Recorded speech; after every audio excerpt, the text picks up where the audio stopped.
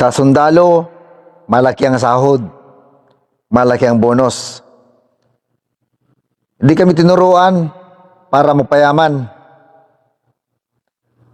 Tinuruan kami kung paano mahalin ang bayan, paano magserbisyo sa bayan, paano mahalin ang trabaho, paano mahalin ang pamilya. Yon ang tinuro sa amin mga sundalo.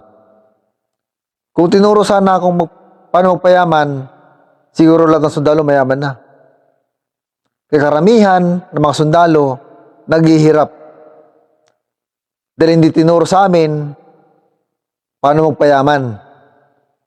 Ang tinuro sa amin, mahalin ang serbisyo, mahalin ang trabaho, mahalin ang bayan, maglingkod sa bayan.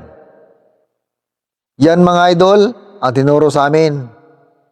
Kaya karamihan sa amin, mga sundalo ay naghihirap.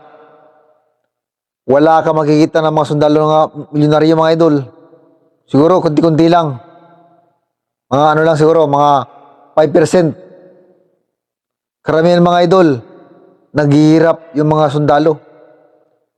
Malaki ang sweldo. Malaki yan. Malaki ang bonus.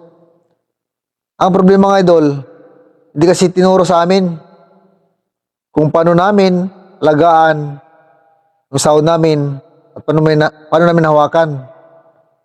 Ang sa amin lang mga idol, magserbisyo lang kami sa bayan, mahalin ang trabaho, ganun lang. Kaya yun lang sa akin mga idol, ang masabi ko lang doon sa mga nagko-comment, bakit daw ako naghihirap. Yun lang sa mga idol, maraming salamat sa lahat ng nanonood sa akin.